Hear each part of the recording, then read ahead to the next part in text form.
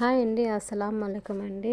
ఈరోజు మనం బిర్యానీలోకి పెరుగు పచ్చడి ఎలా చేయాలో చూసేద్దాం రండి. ఈరోజు నేను బిర్యానీకైనా బగారా రైస్కైనా ఎగ్ రైస్ చేశాను కదా, టమాటా ఎగ్ రైస్ చేశాను కదా, దానికి కాంబినేషన్గా అండి ఈరోజు చేస్తున్నాను. ఇది సూపర్ అంటే సూపర్ టేస్ట్ ఉంది.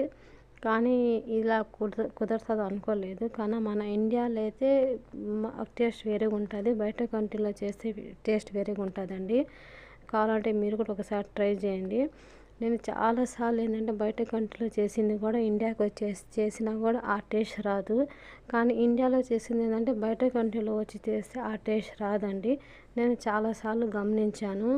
కానీ ఈరోజు అయితే నాకు కరెక్ట్ కాంబినేషన్గా భలే సూపర్గా సెట్ అయింది. టమాటా అండ్ ఎగ్ రైస్ చేశాను. దానికి కాంబినేషన్గా అంటే మెయిన్ ఏంటంటే పచ్చిమిరపకాయలు ఉండాలండి.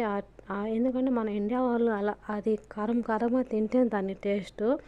కొంతమంది ఇళ్ళలో తయారు, మా ఇంట్లో అసలు తయారు అలాగా. కానీ ఆ రోజు ఏందో నాకు నా టైం బాగుండి పచ్చిమిరపకాయలు ఉండాయి.